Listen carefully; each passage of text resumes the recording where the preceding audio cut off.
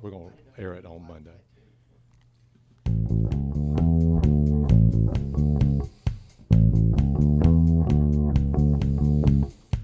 Live from the ValdostaHomeSales.com studios, it is The Running Theory with Rick and Rob.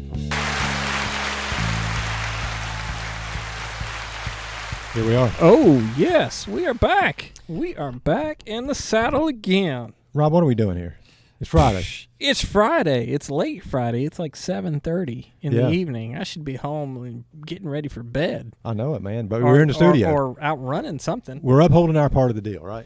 We promise to bring out content every Monday, and so you're going to be out of town Monday. You're going to be you're going to be on vacay. Little vacay, yeah. Vacay, and so we are pre-recording this on a Friday evening, so we can fulfill that promise that we want. To bring out content every Monday. So this will be released Monday at the same time, but hopefully y'all still enjoy. Absolutely, man. We got a great guest. I'm excited about it. Now, when you told me about this guy, I'm like, wow, we got to get this guy in. Well, me too. I've met him before, but briefly. He teaches my son at school, and I was introduced at some function, and we spoke briefly, and we'd actually, I think, spoke about running together a little bit, but that we just hadn't ran into each other. But I'm looking forward to hearing his story and seeing what he's all about. All right, but before we get into that, who do we have on last week? Who do we have on Monday? We had on Todd Smoot, right? Todd Smoot. Yeah. Todd Smoot gave us a lot of great information too. He did. He was great. Yeah. So we've been hitting home runs when it comes to guests. Man, we had Steve Plymel, Todd Smoot. We ran with the Mazurkowitzes, right? So they were good, and we're going to have them on. Yes, we're going to have them on because they are having their 4th of July virtual 5K. We got a loaded schedule. And then I was talking with a lady from the VSU, and they are starting a challenge to have their Blaze the Day 5K. So hopefully if they are watching and they are streaming the show every week, we can give them tips and updates and what they give them a little inspiration to go along with what they're doing. And maybe it'll help me too, so I'll be ready for that Blaze the Day 5K. Hey, how's that going as far as you? I mean, you running? I'm running. I ran 4 miles today. Pretty slow, little over 10-minute miles, but we had a good time. It was hot, humid. Yeah. But that's makes 6 or 7 days in a row. Well, you said who'd you run with? I ran with one of my buddies, Ben Davis. He lives in the neighborhood. I know Ben. And he's a good friend. He actually also taught Graham over there, I think. Yeah. And so he's a good guy. Yeah. Yeah. He's a runner. I mean, at heart, we're trying to get back into it. He's like me. He comes from a different sport. He comes from a baseball background. Yeah. And I played baseball for a long time, and baseball players do not like to run. If you tell us we have to run poles, we're like, forget it. Hey, we like to sit in the parking lot and smoke cigarettes.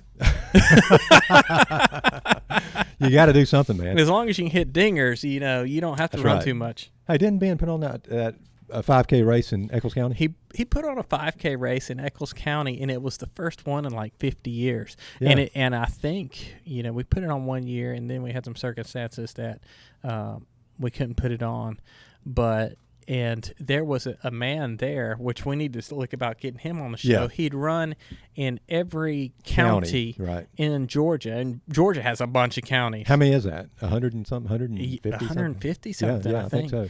And he had been waiting a long time for someone to have one in Eccles County. If I'm not mistaken, that finished him up, didn't it? That finished him up. That was every the last county. one. Yeah. Got him every county.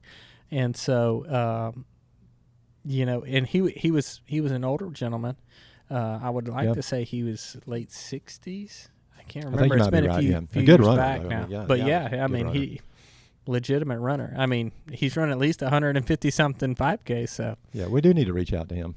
Yeah. So I'll look back at those results because I actually timed that race, I believe, or did I run it? I can't remember. I ran it. Okay. Because we finished in the top. Both of us finished in the top 5. Yeah. Yeah.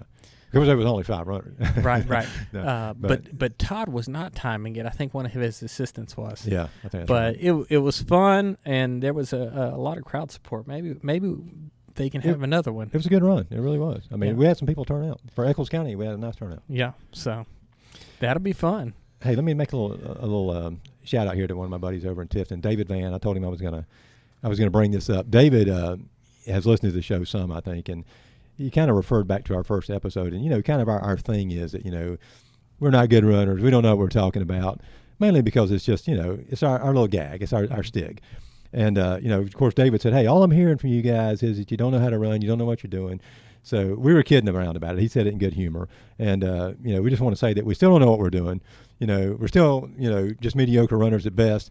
But we are runners, and, we want to assure people that, the guests are the pros or the people who come in and give us some good information. Like, Todd Smoot last week, guy's a pro, And we have varying degrees of that, I think. Mm-hmm. But, all in good humor, and just wanted to say hello to David. And, thanks for bringing that up. Oh, yeah. Well, supportive. I'm a social runner. I like to get out there and have fun with it and sing some songs and, have a good time just running. And you know what? Like I said, I don't come from I've been running I probably didn't start till I was mid-30s. No, I was probably early 30s. When we met, that's when you started running, right? Yeah, right. That was still on the early stage of me running. I think I had run maybe one marathon, but it was horrible. How did you hear about us running? Because I was running with Martha some. I was running with a couple of other folks out there, and it was before our group really expanded. And then I know you came out one Sunday. I said, "Who is this guy?" It was. I think I started. I started with the ladies group. Yeah, that sounds I think right. it was like Heather Kelly in that group, Yeah. and I don't remember who was running at the time. Maybe Frank. That's right.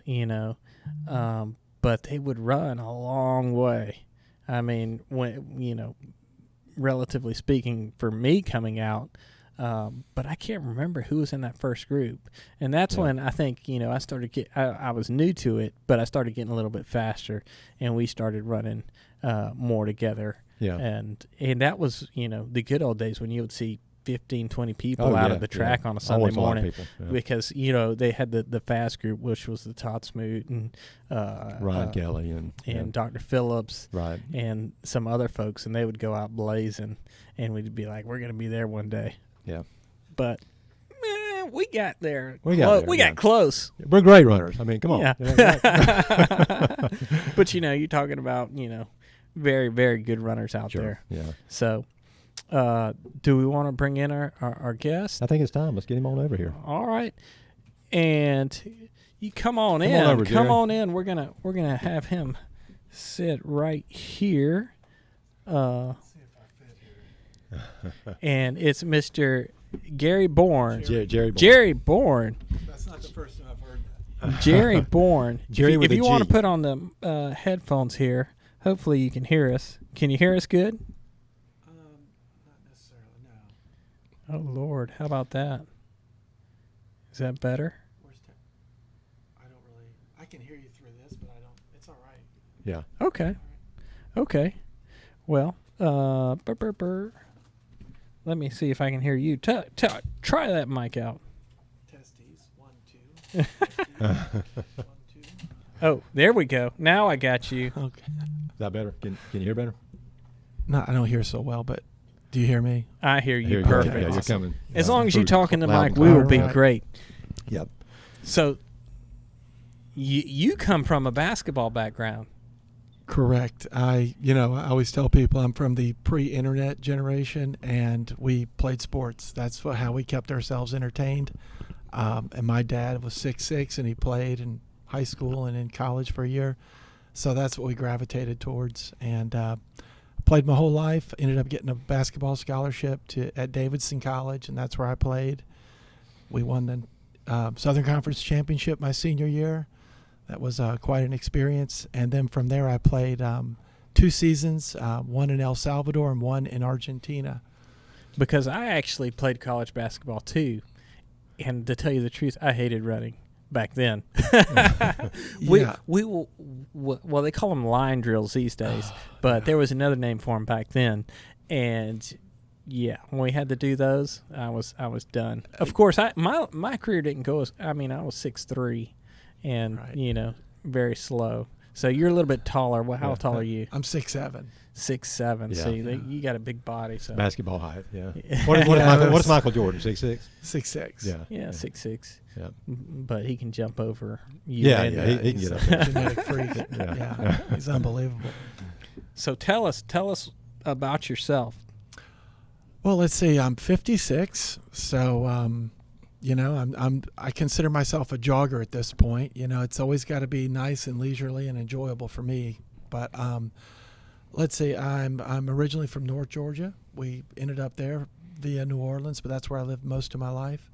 I've been a high school teacher since about 1992. I teach Spanish and ESL, primarily Spanish though. No matter what job interview for, they always have a Spanish job waiting. For most of my career, that was a field where they just had a lot of shortages. And being that I played in Argentina and El Salvador and learned Spanish, that's how that happened, because I could barely pass Spanish at college. It was really bad. So what else? I've been to graduate school and been all over the world. I taught ESL in Saudi Arabia. Spent 2 years in Laredo, Texas, doing an MBA. So from there, we did a lot of Mexico trips. And being that I was a Spanish teacher, it was always a lot of fun to me. Let's see. And so I've taught primarily, and 7 years in LaGrange, Georgia. This is my second stint in Eccles County, and this next year will be year 6 of teaching in Eccles County. Your second stint? Yes, I did 3 years before. I'm known to be a little bit of a wanderer, a little wanderlust in my heart still, and people say I have gypsy blood, but I have no problem leaving a job to go do something different, because let's face it, we all get a little stale in positions. And so do you help out with the basketball team over there? Yeah, I'm the head basketball coach as well. Okay. Yes. And awesome. How long have you been doing that? I started, let's see, my second year at Eccles the first time. I did 2 years. I was when I came back, which was 2 years ago, I was an assistant first year, and then last year I was the head coach again. Right. And I'll be the head coach next year. We we had a bad streak there at Eccles. I think we lost something like 46 straight games, and then last year going into Thanksgiving holiday, we were 3-3. And you thought I was Mike Krzyzewski, but there's I didn't know anything about single A basketball, so I moved down here to Eccles, and their single A down here is really impressive. There are a lot of athletes, because a lot of these towns there's not a lot to do. So what do? You play sports and you lift weights. Eccles has always had a strong female basketball team. That's right. Yeah. I mean, they've always been pretty good. Well, coming back from my day when I early 90s. I remember them being, they're pretty good. Yeah. Yeah. Well, so I'm from Ringgold, Georgia. So I'm from the opposite end of the state. So truth be told, I knew nothing about South Georgia. My wife's from Tifton. That's how we ended up down here to be closer to her parents. But I really like it here. I bought a house here in Statenville. So, I could have been anywhere I wanted, and we came back here. So you like Statenville? I just like the proximity to, say, Valdosta, the coast. Right. I like the community. I just like the Mayberry living. It's very easy. And, since we're here talking about running, every morning I get up, put my shoes on, I just take off, and I end up at the fields, usually by the elementary school. It's like I have my own personal running facility. So when you go out, basically, how many miles do you run? I have no idea, because I do everything strictly by time. Okay. And I usually, most of my jogs are 18 minutes. I go strictly by time. Because I guess one of the things I was thinking is that people have a tendency to do what junk miles, where you just make yourself grind them out. And being I'm at the age that I am, I used to do 10Ks. I kind of like 10Ks was my run, because I started running really a lot more in my 40s. It would take me a 5K to warm up. Right. I don't know if y'all have experienced that. Sure. Oh, definitely. Half marathons I didn't really like those. I could do them, but sometimes two of my worst runs ever were over in Boston. That's turned into a nightmare for me. So I just do time. You're just enjoying it. You're getting out there and just enjoying the run. Purely, yes. Yeah. And the reason I started back at the end of the school year in 2016, I was in Coffee County, and I was, I don't want to say I was retired, but we were not going to work the following year. We're taking a year off, and we ended up taking 2 years off. But one of the things I noticed is that when you don't have to go to a job, you start losing structure in your life. And I was like, well, I got to have one thing that I can hang my day on and say I did something good. And I was scrolling through Facebook one day and noticed how big many of my contemporaries were becoming. And not that I was like really big or anything, but I was like, wow, it was just kind of like, okay, well, let's just go jog every day. And I started out, it was July 10th, 2016. I started out and I did 12 minutes. And since then, I usually go up 3-minute increments. So like if I don't do 12, I'll do 15, 18, 21. Some days I'll do 45 minutes. That's maybe a couple times a year, maybe once a month, 30 minutes. But That's your long run. My normal run is about 18. No, I'm just saying that's your long run, though. Yeah. I thought you said normal. No, that's your long run. I kind of do that because Graham's heard me mention Mr. D1 in the class. When you're an old athlete, you've always got this voice in the back of your head, and I'm always ready to, for lack of a better term, kick some ass and show how awesome I still am. Sure, yeah. So still got it. Yeah, I still got it. And I imagine I'll be 106 one day, still thinking like that, because it's kind of pathetic. Well, that's what drives you. You've got to have that. You got to have that voice, and like you say, and Yeah. that's something that pushes you and keeps you out there. And it makes you feel like you're a superstar. Yeah, I know. He just creeps up with more frequency than I anticipated at this point in my life. Well, with that being said, you've got a streak going, right? You said you started in 2016. Yes. Today was jog 1,427 consecutive. I haven't missed a day. Wow. So with that, any injuries or anything along the way? Anything to hinder you from I'm getting trying out to there? think. 2017, I started noticing a little fatigue. We were living in Mexico, so what I did then, I just kind of geared down and made myself do, I think I did a whole week of only 12-minute jogs. Yeah. Where and that's kind of hard to make yourself do that, because I didn't feel bad some of those days, but like, nope, this week, 84 total minutes. That's all we're getting. Right. And as far as injuries, I'm thinking, maybe you're familiar with this, because I know when you get past 40, people complain about it, the cramps in your calves. Yeah, I all the time. Yeah, so I take wakes me up. Well, Yeah. I had some, I guess, magnesium electrolyte issues, and so I take magnesium every night before I go to bed, and that hasn't been a problem. Yeah. But like it was the kind of thing where like the muscle didn't fire. It's the weirdest thing. You're running, and it's like, wow. But I was like, I'm going to run today, and there were a couple days I wasn't burning it up. We'll just leave it at that. Well, let me ask you, what is the what's the end game with that? You just plan on continuing to do that as long as you can, or? Yeah, I know. Yeah, there's a lot of days you're not jogging for the jog. You're jogging for the streak. Right. Yeah.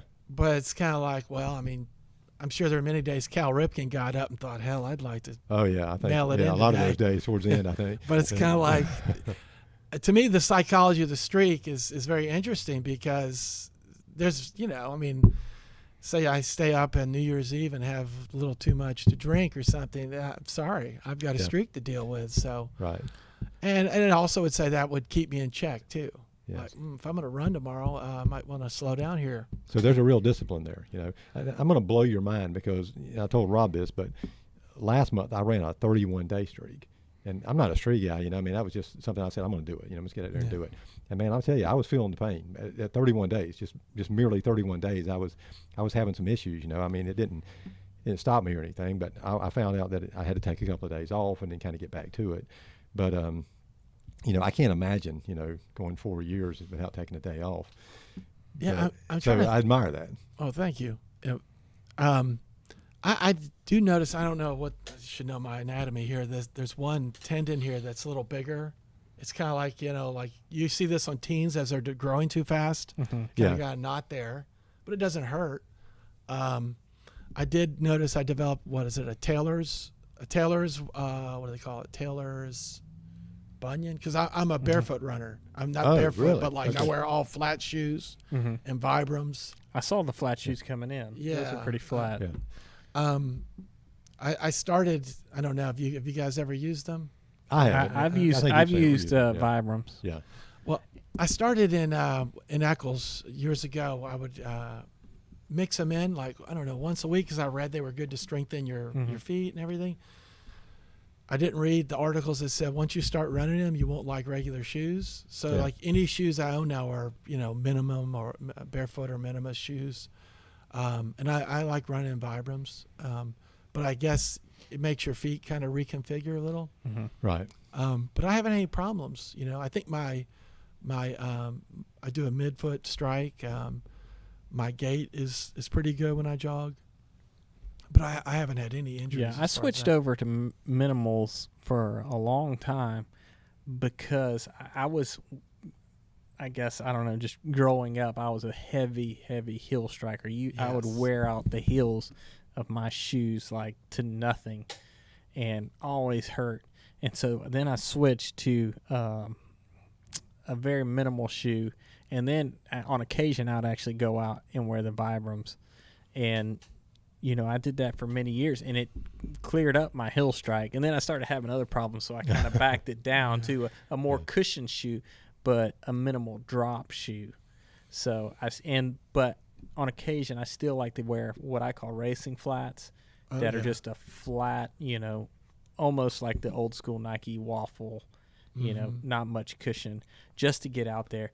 Because you do work different muscles, and it's almost, they say your feet are springs, basically. And so when you wear those Vibrams, that's what, helps you. And it actually is supposed to keep you from getting injured. But I think a little bit of mixture is good. But you know what? If it ain't broke, don't fix it. Right, yeah. Yeah. Well, I remember when I transitioned, I had like 4 brand new pairs of New Balance that I had bought on a sale. And they felt like astronaut boots. They just felt so big all of a sudden. And I just gave them to my brother. But when you transition over, I just remember the first couple days, maybe even weeks, my calves were just on fire. Yeah. I mean, because you're working so much of that different muscle. So it was. But just your balance. Your calves start to look good, though. That's right. Start forming them up. I noticed Change shoes. That's how you do it. I always felt like I was going to fall forward, just trying to have my center of gravity, and I noticed my back hurt less when I transitioned to those. I don't even think about my back anymore, and at 6'7". Yeah. Well, basketball players naturally have bad backs because we do so many jumps and squats, and we're working our hamstring so much that it just kind of pulls on your back. I remember just being a basketball player and just I mean, which I wake up every morning with back pain, but that might be because I have this in the middle, in the front. So well, you're working on it. So. You're aware of it. That's good. Yeah. For me, I mean, I guess I'm just what you'd call a neutral runner. I don't wear my shoes at all. I've got shoes I've had put hundreds and hundreds of miles on. There's no wear on them, basically. And I did the thing on Roadrunner where you wet your foot and put it on a bag and see what is compatible for you. And I found out that Asics, Nimbus, and the Brooks Glycerin is the kind of shoes. Now I do wear those kind of shoes that are supposedly compatible to my foot, but I could probably run on anything, to be honest with you. I mean, I don't really seem to have any issues with that. I know that I feel better when I'm running in something that works better for me. I bought these new shoes, and I think I told you, Rob, these Nimbus 22s, which I haven't worn Asics in a while because I didn't like what they did with the design, but I've recently got a new pair, and they've got a real stiff insole. And at first I didn't think I was going to like it because, just like you said, my calves were killing me after my first run. I said, man, I'm not going to go with this. But, after a few more runs, I said, man, these things, they got some get up and go in them, man. They feel like they got some spring in them. So I found that as long as I'm running pretty fast, I feel pretty good in them. So I like them. Mm-hmm. Running fast. So what other kind of streaks do you got? I do push-ups every day. I started that sometimes in May of 2018 or March. That started because we were living in Merida, Mexico, and my son, we were on a school field trip. It was 2 days at a resort in Cancun, and it was open bar. Man, that sounds horrible. Yeah, Yeah, it was yeah, real. It terrible. was the I've greatest. never been on a field trip like that. What was- school is this? I'm transferring. It was the greatest school trip ever, and but I knew that day I was going to drink a lot of Mexican beer, and I was like, wow, I was kind of feeling guilty, so I just jumped down and did 25 push-ups, and then I progressed to where I was doing 50 a day. So I always do 50 push-ups a day, and it helped. I had like a shoulder surgery back in 2009. Really helped strengthen the area. I still get some clicks and pops, but it's been, if you don't want to lift weights someday, you just do more push-ups. So Right. Is that consecutive, or you break them up? no, I break them up. I have done 50 push-ups. I can do that, but I don't enjoy doing that, and it goes against my philosophy. It's got to be fun. Mm-hmm. I might do the easiest thing I'll do is 20, 15, 15. Yeah. Like in the middle of the jog, just do that. But some days I'll do 100. I've done 200 a day. So. But it's just it's like a check on my strength to see how I'm doing. And Sure. Yeah. Me and Graham do something like that. We haven't had a streak like that, but we're trying to get one going now. But I've done a few minor streaks, and yeah, I love it. I mean, I think it's good to work those muscles, and I like chin ups too. It's another thing I like to do. So we're trying to get, I'm hit and miss on that lately, but yeah, I've been running more, but yeah, I think that's pretty good. How long have you been doing that again? Since March of 2018. So Okay. I mean, what did I do last year? I did 25,200 and 25,000 push-ups. Yeah. So at this point, you're like one arming them, right? Oh no. I mean, I feel pretty strong. I mean, I lift weights too, so like I barely missed 300 on the bench press last year. That's So pretty impressive. Wow. Well, I mean, yeah, and I was like, wow, and I really attribute that to the push-ups, the high frequency, Right. because I think it does a lot of those connective muscles. Mm-hmm. And after lifting a little bit, I was surprised that I used to lift quite a bit before, but a lot of stuff came back. Yeah. And when you're 56 and you're starting to hit some good numbers, I was like, wow. But with weightlifting, since I've had surgery, you just got to cool your jets because Sure, you yeah. can blow stuff out. And Well, most of the things you read, when you get beyond 40, you don't military press, you don't heavy bench, a lot of that stuff, which, some of us can continue to do that. For me, that it wound up being true. I can't really bench press anymore. I used to be relatively strong when I was younger, but I don't get on the bench anymore. It hurts my neck, and I've Yeah. got some issues there. But that's pretty impressive to be right there at 300. yeah, I don't anticipate going for 300. I don't know. Maybe I will, but there's always that part of me. It's like, this might be dumb. Yeah. So. Yeah. So is this a first thing in the morning? You wake up, stretch it out, go jog, push-ups. The push-ups and the jogger in the morning. Sometimes I'll swing by the weight room at the high school and maybe do some kettlebell swings and curls. Mm-hmm. I did neglect to tell you. I did a streak of curls because you're told never to do certain exercises every day, and I thought, I don't believe that. I'm going to test it. And I didn't track the days, but I know I did curls every day for about 3, maybe 3.5 months. And I got to where, I could curl. Biceps are probably the weakest part on me. They always have been. It was terrible. I got to where I could rep the 50-pound dumbbells. I even did 60 pounds, 6 reps. And I was like, holy cow. Wow, nice. Yeah. And then all of a sudden one day I was reaching for a book and I tried to pull it back and my elbow hurt so bad. Yeah. It was I can tennis relate to elbow. that, yeah. You know what they tell you, Sure. You can't get the milk out of the refrigerator. Yeah. No. Yeah. Oh my gosh, it hurt. not to work out certain. Your body needs rest. Your body needs rest. But I think they do it, for the masses. I don't think every individual is different. That's right. There's guys that can work out 7 days a week, no problem. Look at And- 56. The guy's got streaks going. Yeah, That's great. And yeah. so, I'm sure if your body didn't feel good, you wouldn't do it. Yeah, I was really feeling strong on the curls. I would do the push-ups, curls, push-ups, curls, Mm-hmm. and I was I was seeing gains, I was feeling strong, but I just pushed it a little too far. And I took 6 months, I think, off from curls to let that heal, and I still feel it occasionally, Yeah. Mm-hmm. but I learned the hard Yeah. way. Well, hey, let me ask you, any certain diet you stick to, or Yeah, maintain? well, 2011, I was coaching a game, and I was trying to get a tech, And Because every once in a while you need one. yeah, and I don't really complain a lot in games. I try not to because generally the officiating is not what's costing you the game. But anyway, I said something to the ref, and he looked at me right in the face, and he still didn't tee me up. And so I was really getting mad. So I go check on after the game. I see I have like these rose-colored ears, and my son at the time was like 5 years old, and I was probably 275, 280. And everybody's like, "Oh, you're not big." Well, when you're 6'7", you can hide a lot of weight. But so the next day I started the Tim Ferriss slow carb diet. I don't know if you've come across that in his book. And it's the one where it's like, lose 20 pounds in 30 days with no exercise.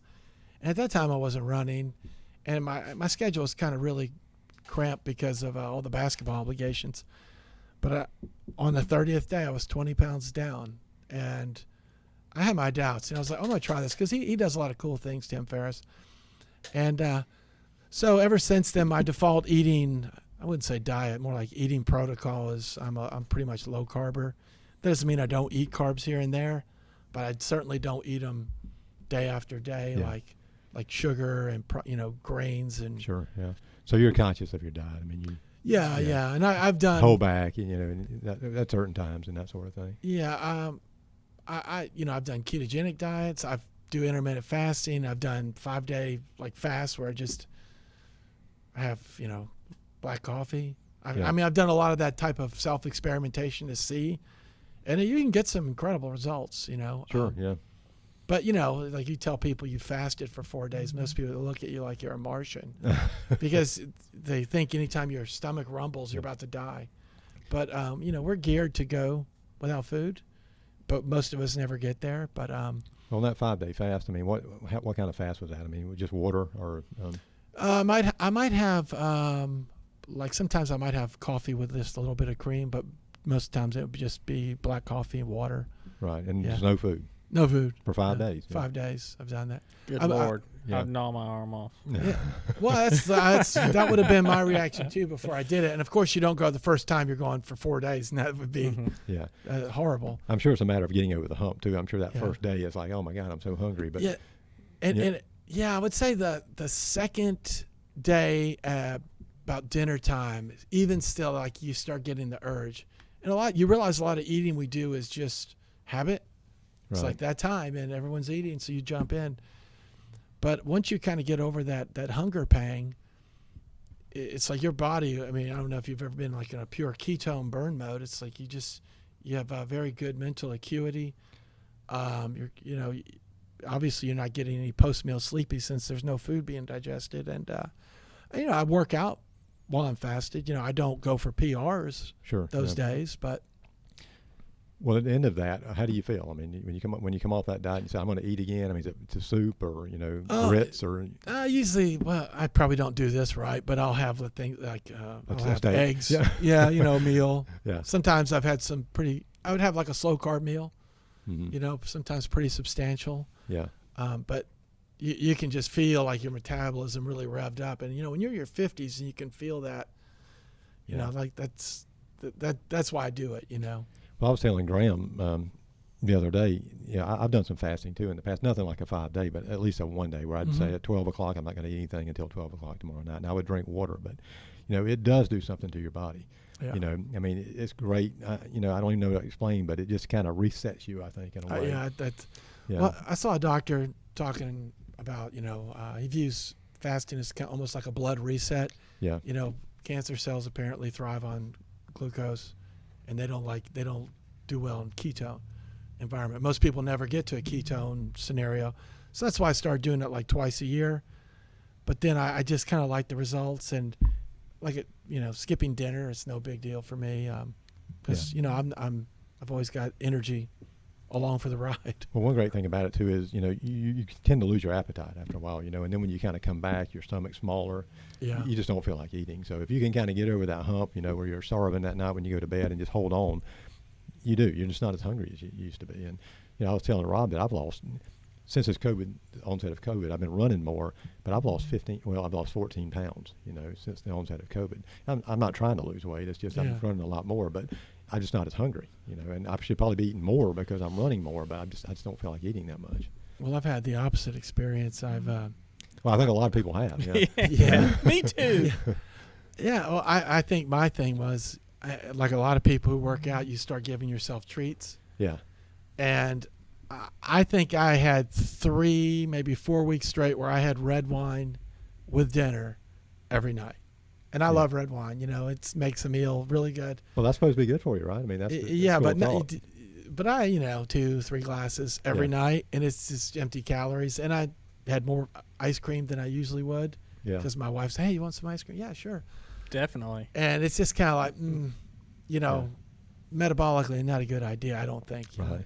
You don't sound like you're the kind of guy who's going to eventually just say, I'm this age and I'm just going to, I'm done with it. It sounds like you're going to always, that's the goal, I guess, for all of us. But you feel like it sounds like you're going to always challenge yourself. Well, yeah, I mean, it gives you something to look forward to every day. And it can be a great experience or it can be humbling. And, right.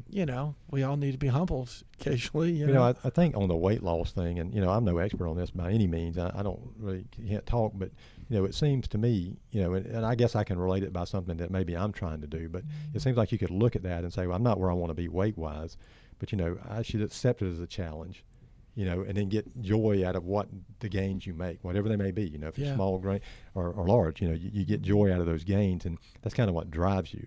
And I know when I have certain goals, I kind of look at it that way and say, hey, I'm going to do this, that, or the other. And whatever little bit I get fuels the journey. You know what I'm saying? Yeah, yeah. Well, go ahead. A lot of people compare themselves to like maybe someone who's really great at something, and if they're frustrated if they don't have those type of gains. Right. Yeah. I that's not the way I view it. I'm more of a, if I see little incremental changes, I'm really happy. Right. Well, generally, nothing comes on right away. Right. They don't go away right away. It's consistency, and everything is consistency. And I think that, at least that's how I gauge myself. And when I try to do something, I say, look, it's going to take a little bit of time to get there. I've just got to keep doing the same thing. So you said you were up to 275. What are you weighing right now? I weighed 258 this morning, which is probably 10 pounds heavier than I'd like to be. Mm-hmm. Or 245. But you're 6'7", so you carry it well. Yeah, I can just feel a little bit around my midsection here, and I'm a little vain, I guess. But so is Rob. I've been, what was I? I've been 230, 235. I mean, that feels like fighting weight, and that was in my 50s. And I think I do have a little more muscle than before from all the push-ups I've really done. So I don't know what my kind of like normal weight is kind of at this phase of my life, but I also don't let it ruin my day or week or month, because a lot bigger things to worry about in life, So let me ask you, what does your wife think about all this? I mean, does she kind of share this with you, or does she do her own thing? My wife likes to walk, and she'll lift weights occasionally over there with me, but she likes the fact that I guess it improves my mood, and it gives me something to do. Sure. Well, running will chill you out. I'll go ahead and tell you that. I mean, you're pretty zen when you're running on a constant basis. Yeah. My wife, she will tell me, she'll start when we were like really, really running, like, taking time away and doing, she'd be like, man, you're never at home. You're always gone on Sunday mornings, on Saturday mornings. You leave in here at 5:30. But then she'd be like, if I missed a day or I missed several days in a row, she'd be like, you need to go out and run because you got an attitude. And so I'd be like, okay, I'm going to run. And you know what? I don't know what kind of, it just releases you. I mean, the first mile and a half, you're like, you start to get into it. Well, runners tend to feel guilty, if you don't make that run. It's like, oh man, you're beating yourself up over it. It's like, I'm starting over. Well, I missed last that mentality. Saturday morning. I missed, and I was like, goodness gracious, I'm gonna make it. I tried to make it up Sunday, and then Sunday was so hot, and then I'm like, I should have ran Saturday. It comes back to Monday, and I'm still thinking that I should have ran on Saturday. Hey, I can totally relate. I mean, that streak thing, when I got off of that, I still felt like I needed to be out there. Even though my body was saying, look, you need to take a couple of days off. I was like, God, I just wish I was out there pounding the pavement. But for me, it's if I miss one day, it makes it so much easier to miss the second day, because I'm just like, sleeping in was so nice. Yeah. And sometimes you get comfortable, and then I start worrying about that when I'm like, and that's why I've had streaks where I've run. I think my longest was like 100 days, which That's great, man. but I was like, you know what?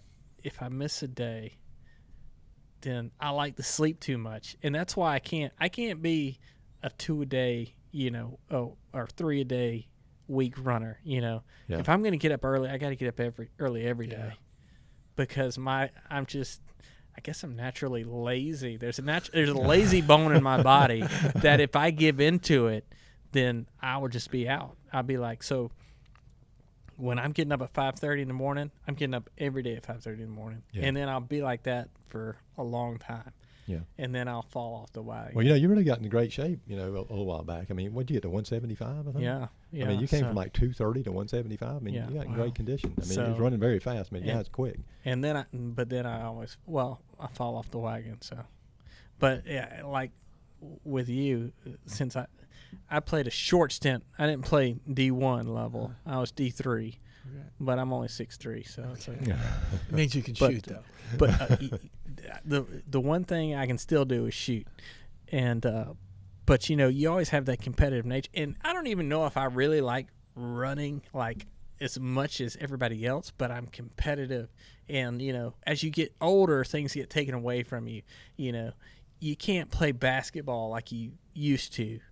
You can't, be competitive. There's no men's baseball leagues out there, right. Yeah. But running is the thing that you can do. Running and tennis, and there's other sports, but I just not even good at tennis. But the things that you can do and make it competitive, and then what really clicked for me is be competitive with yourself. Definitely. Maybe I'm not competing against the rival high school or rival college. I'm competing with myself every day. That's what I love about running, because you only got yourself to hold accountable. Yeah. If you tank on a run, you just tanked, it was your fault. Yeah, I've had a couple of those experiences where you have all these high hopes for the run. Right. And you get like halfway there and calf injury, and man, it was demoralizing. It was the worst walk back, and it took a long time. Sure, yeah. We've all been there. You're 5 miles out, and you can't make it no more. You got to go back, I mean. Yeah. But I was not, because in my mind this was going to be an epic race, and it was the opposite of that, and I had to limp in. It was that's why probably one of the reasons I don't like to do so many races anymore, particularly long ones, because those 2 in Boston were just horrible for me. And I also noticed, what did I do? The Crooms Fool Run down in Florida. It was like a 25-kilometer trail run. I get up at the line, I look around, and I'm like the biggest person almost always. I'm like, well, I'm 6'3", and I'm usually the biggest person. So 6'7", you're looking like a giant against these runners. And I like running, but I was like, well, it's obviously not going to be my sport. I'm not going to be like Mr. Awesome at this. So that's okay. But then I was just figuring I need to do this like you were saying. So it's me competing against myself and monitor my own gains, and the way I do that is just keeping that streak alive. Right. Well, Gerry, let's ask you about some of your other interests. I know one thing my son has kind of shared with me, and you said it was okay to bring it up. And we'd love to hear about this, but correct me if I'm wrong, but you've seen Sasquatch on a run?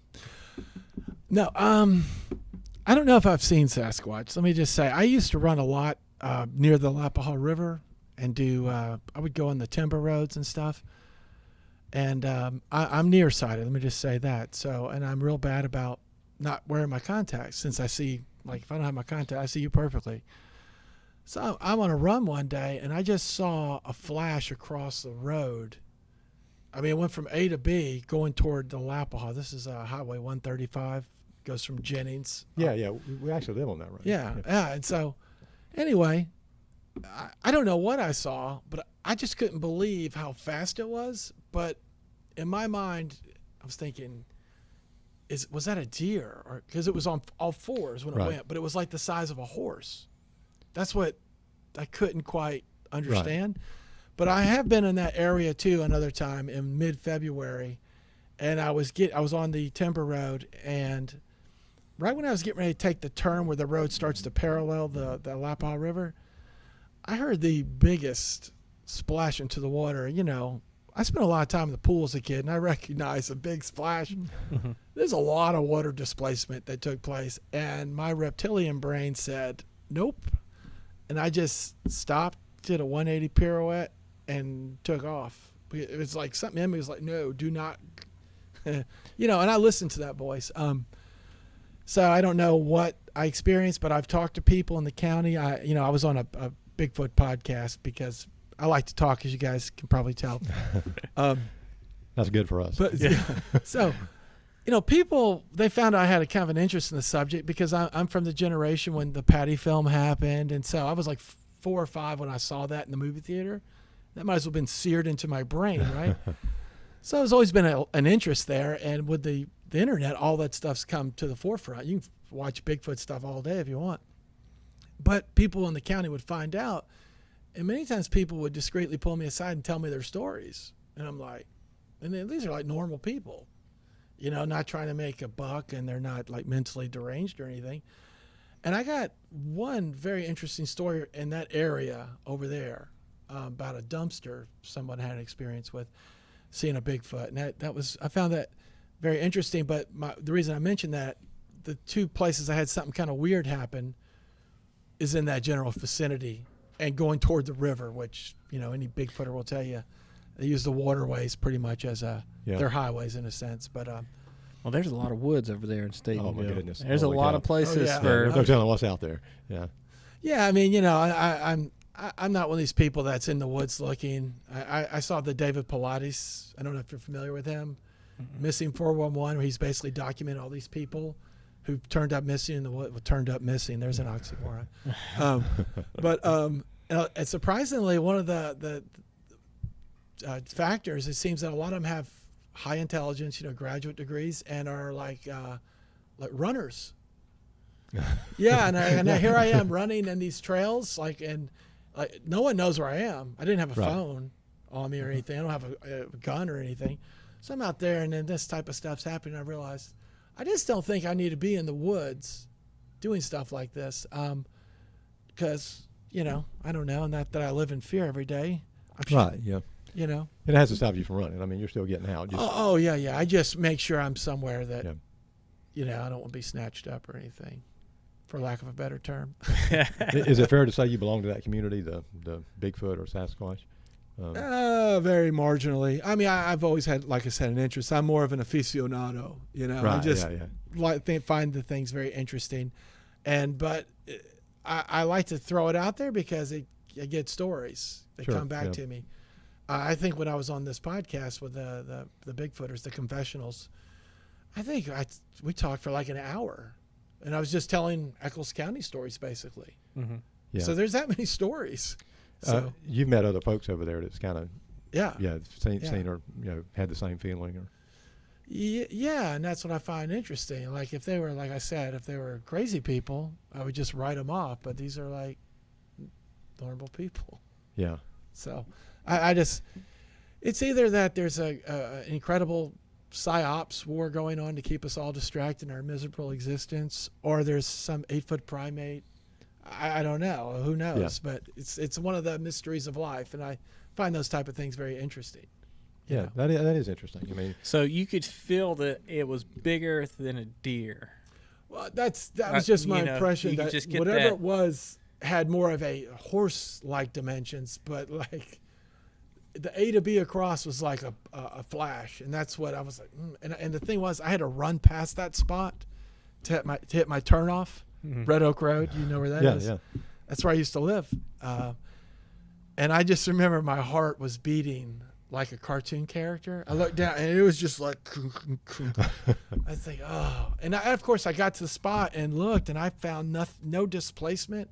And, you know, we have sandy soil here, expecting to see something. And I was just like, okay, well. And what time of day was this, in the morning? This is probably, I want to say about 11:30, because I did a 5-mile run that day. I used to do more distance type things, and it was getting to the point where it was not fun. You know what I'm talking about? Right. I was starting to feel hot, and I looked up, laboring, and I was like, and I was like, oh no. And there was a surge of adrenaline at that point. Yeah. So, yeah. That wasn't the run where you experienced some issues, was it? I mean, Graham had said that you thought you had some heart issues or something.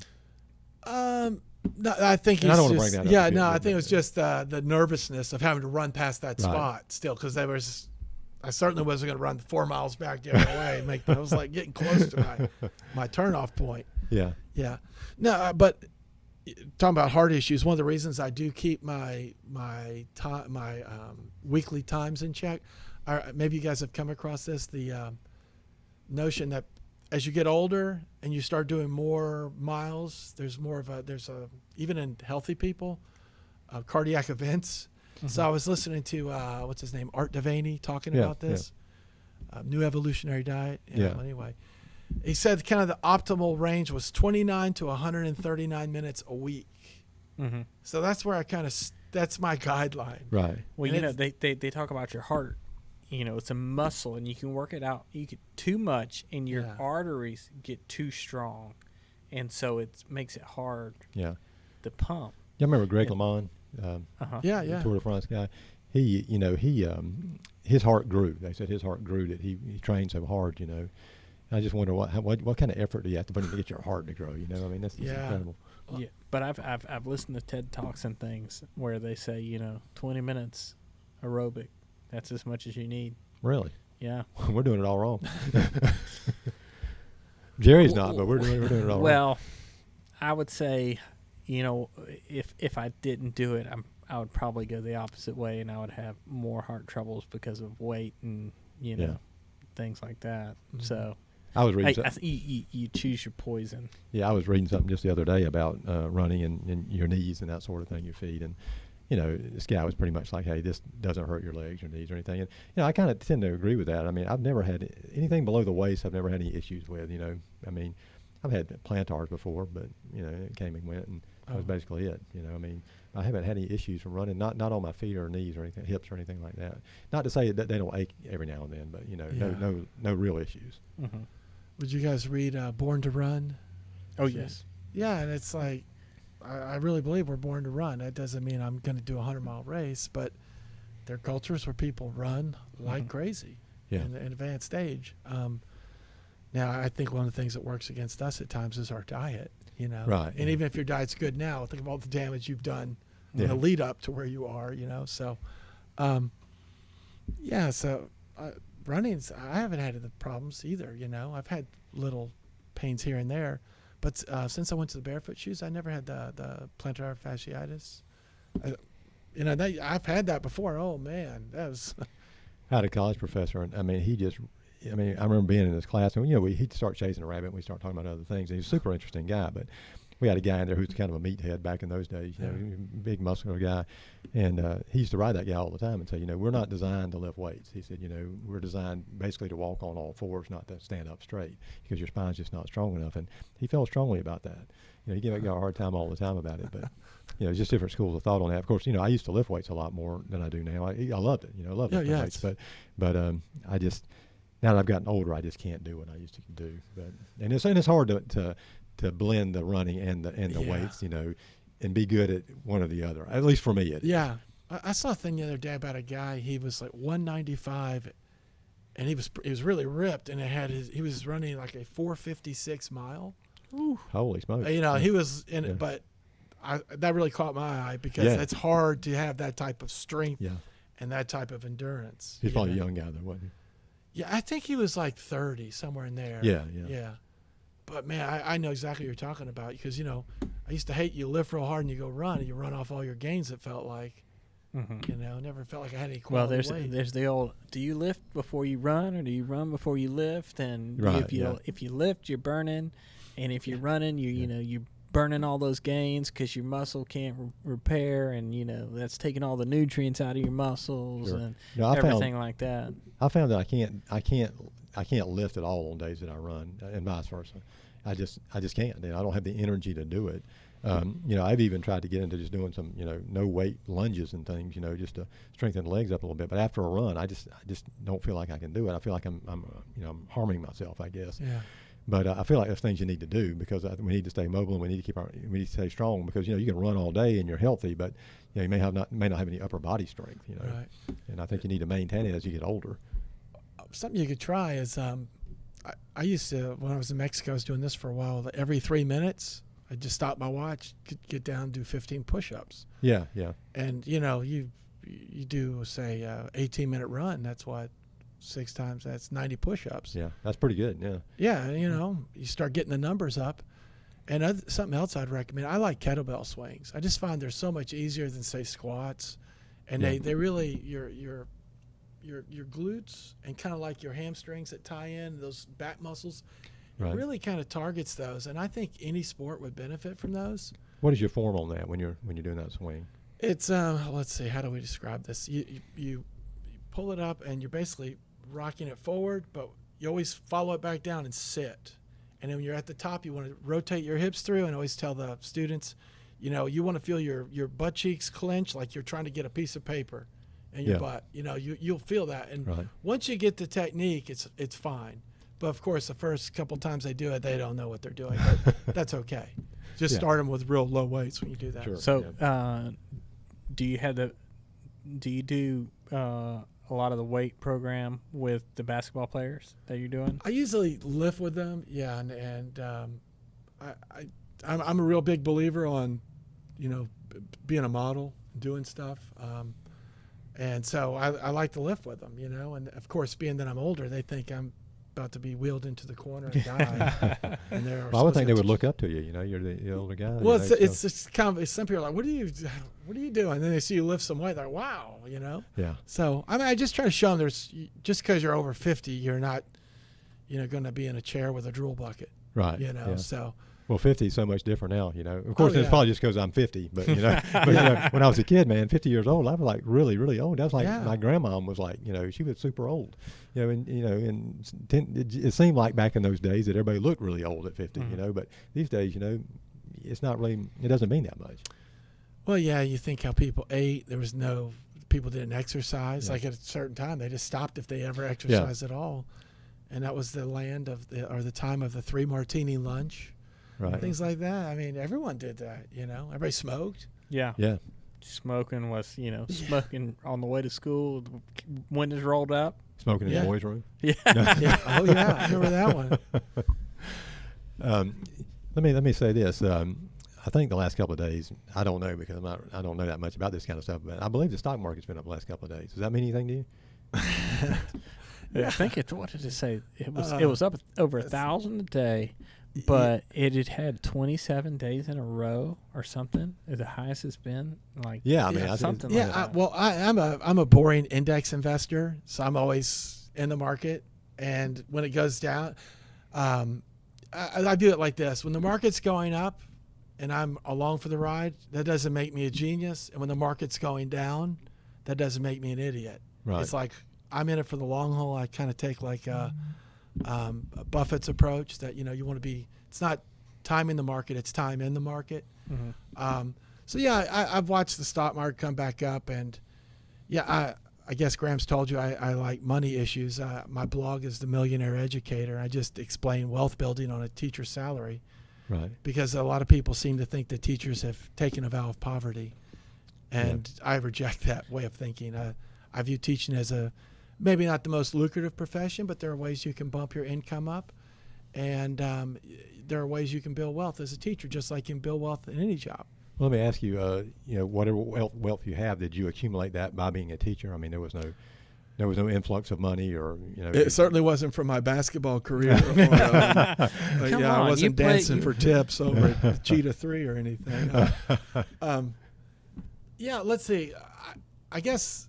Let me just tell you the 2-minute story. I started building wealth when I went to Saudi Arabia. The problem was I was age 33 at the time, went to Saudi Arabia to teach English, and my wife and our combined net worth was negative $45,000 because of student loans. Yeah. We went to grad school.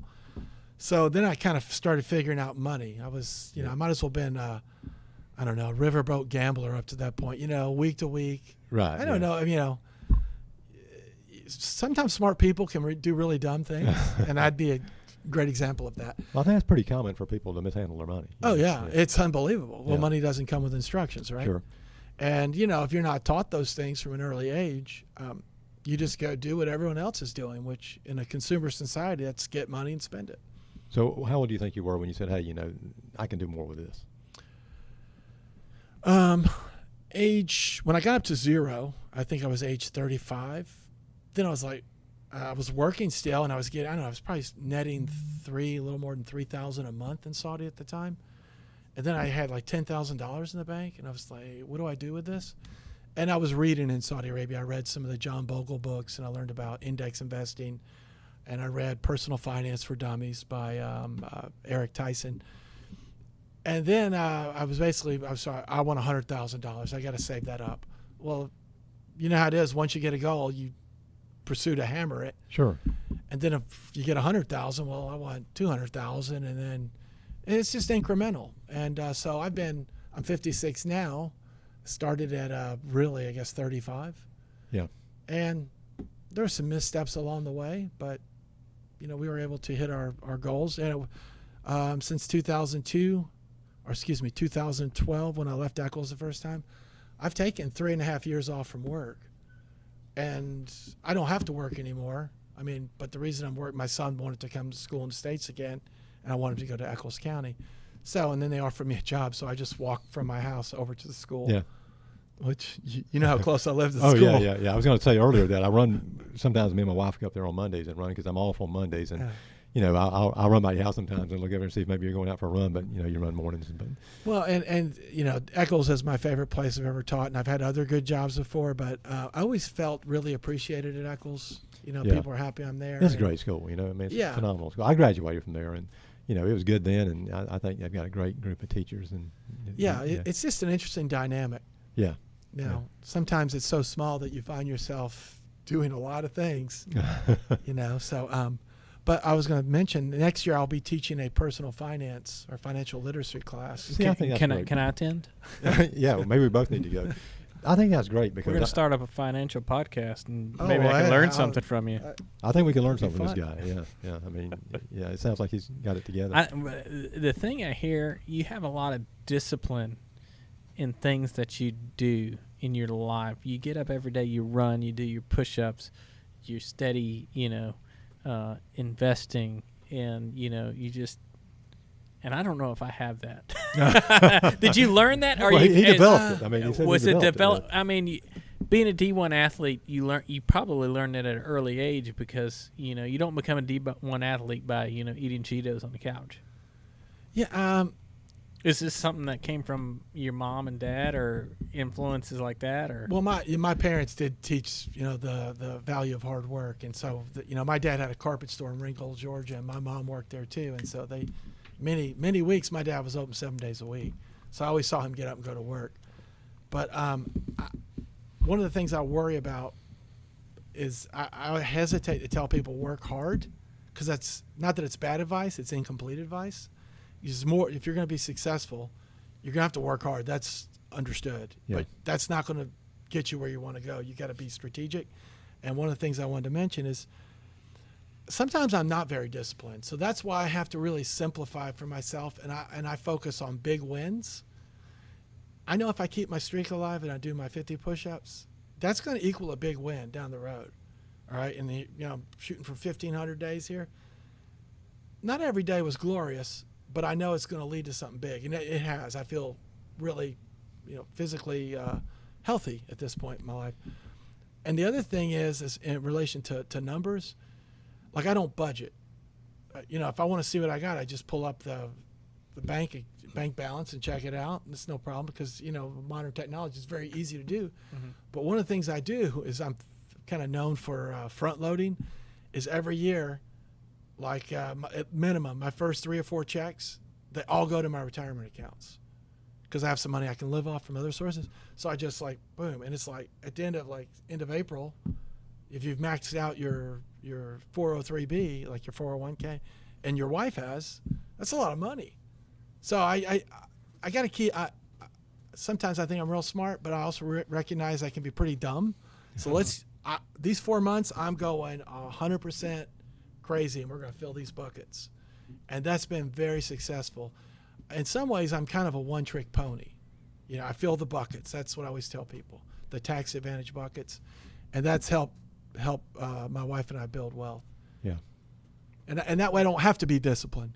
Right. I just do those 4 months, boom. And So then, you're more self-aware than you are disciplined. You know what you're gonna do, so you're like, no, I'm gonna want to do this. I'm gonna do this first. yeah. I was thinking my coach at Davidson, Jim Baker, who we'd have to go report for 6 o'clock runs, and 6 o'clock might as well have been 3 o'clock in college. Hear the word discipline used in reference to me. I don't know how many times I stepped up to that line in a fog of keg beer emanating from my body, and he used to always say, it's kind of hard to soar with the eagles when you've been up hooting with the owls all night. That's pretty good. Yeah. Oh, those were horrible runs. Yeah. Yeah. You know, they say, or at least some runners say that, you know, those really tough runs are the ones that are your best ones, you know. Yeah, They don't feel that way, but, you know. They're not fun while you're That's what the old saying is, but, you know, so we just try to live by that. Well, I guess if it's beer, you're probably carb loaded, right? That's right. Yeah. Yeah. I don't think you want to be tequila You've got loaded. something to run on, yeah. Well, that's great. So any other plans? I mean, you know, anything you got lined up or any other goals you want to achieve, or you want to climb Everest or anything like that? No, gee, what do I want to do? I haven't really thought about this in a while. I definitely want to keep doing what I'm doing. I still want to see some other parts of the world. You know, I'd like to go. I haven't been to Brazil in quite a while. I'd like to go back, and I'd like to take my son. So we started actually a little Portuguese lesson this year. He knows a little Spanish as well, but I like living abroad. I like doing not really necessarily traveling, but like living abroad. Like you get an Airbnb for a month, 2 months, or longer. So I really enjoy that experience. I don't know if I'm going to be doing like 6 to 12 months at a time. Probably more like 3 to 4 months. On my short list, I really want to go to. So I don't know. I never thought I'd want to go to these places, but I want to go check out Bansko, Bulgaria, and Tbilisi, Georgia, and I want to check out Romania. That sounds pretty good. Yeah. Yeah, and I'd like to go to. I've never been really to like Southeast Asia, like Thailand. I want to go there and check that out. So, how old's your son? He's 14. How tall is he? He's probably about 5'8". 5'8"? And he's not a basketball player. He's not really interested. Okay. And he says he's going to run cross country this year, though. Sweet. Yeah. Now, when your son decided he wasn't, because I have a 12-year-old, he's athletic, but he's not you know, as near as competitive as I am. But he, you know, he's all in the other. Did it hurt your feelings when he said, "I'm not a basketball player, Dad"? Not really, because he tried it, so I'll give him that. You know, he played a year when we were in Douglas, and he likes being on the team. He loves the camaraderie, and so he's a great teammate. He's just not that interested in basketball. Yeah. And he even tried again in Mexico. They had a little after-school program twice a week, and he did that. And he told me, he says, I really like to shoot, but I just don't think. Don't we all? Yeah, exactly. He just, I don't know. It's just not his thing, you know. And but that's okay. Sure.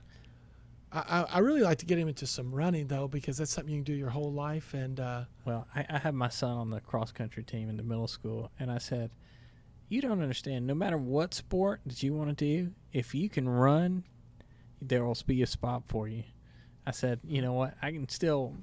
Which this was a couple years ago when I was really running. I said I could still go out there to the YMCA or wherever, pick up games, and I could still run them, you know, and I could shoot and I could run. So they're like, how old are you? I'm like, I'm 38. Oh, you're pretty good for a 38-year-old. Yeah. Well, my first time in Eccles, when I lost 30 pounds in about 8 weeks on that slow carb diet. The kids thought I had cancer. That's how fast the weight came off. That's when they say you're a really good runner.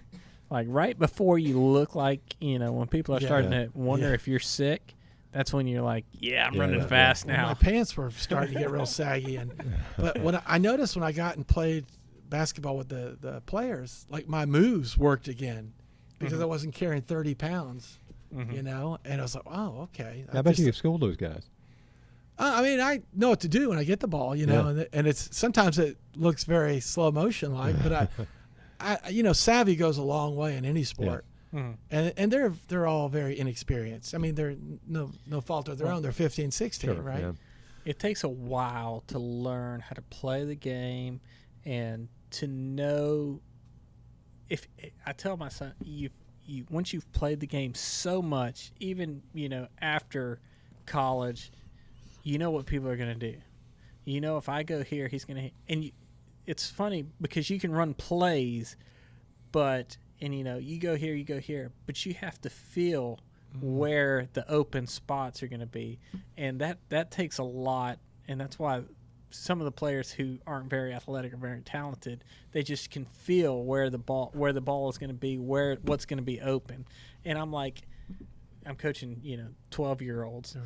And I'm like, okay, you run here. Oh, well, you told me to run here, but there was a wide open spot in between there. Right. If you would have just held on for just a minute, not rushed through it, you would have been wide open. But we can talk basketball for an hour. Yeah, I was gonna say, I have no basketball knowledge. When I was in high school or in middle school, I was on the team, and it was just, they had just let's see the guy on the team. So, I rode the pine all the time, and then I think the only time I got on the court, I got fouled, and I couldn't even shoot the ball from the foul line to hit the rim. So of course that was pretty much the extent of my high school career. Now as I got older in my 20s, I've got two brothers, and we would play a lot of 3-on-3. And they're taller than you, aren't they? They're both taller. Yeah, Chris is my middle brother is, I think he's 6'4". I think my youngest brother is 6'5". Yeah, and both of them are very good basketball players, and I was decent, but I couldn't dunk or anything like that. But, But we played a lot of ball back in the day when we were much younger, and I thoroughly enjoyed it.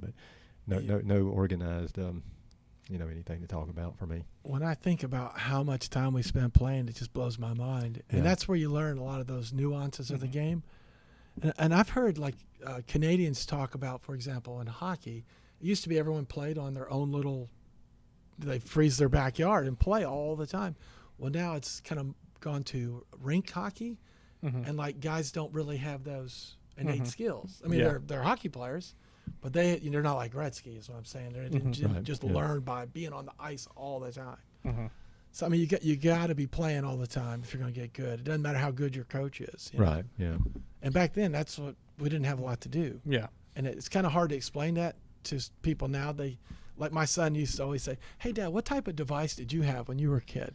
I had some devices, but I never played them. I remember having, a Nintendo, but, you got left to your own devices. Yeah.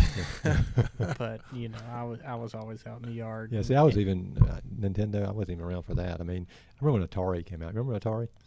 Barely, yeah. My youngest brother won an Atari. And he brought it home, and that's like, man, we had Pong and we had tanks. Oh yeah. And I didn't like it then, and I've just never been a gamer. I don't know why we're talking about this, but I've never been a gamer. I just, that was after me, I guess. Well, I still remember being impressed with the FM radio. Yeah, and that kid out of Chattanooga, it was an FM station. All of a sudden, we're like, wow, cool.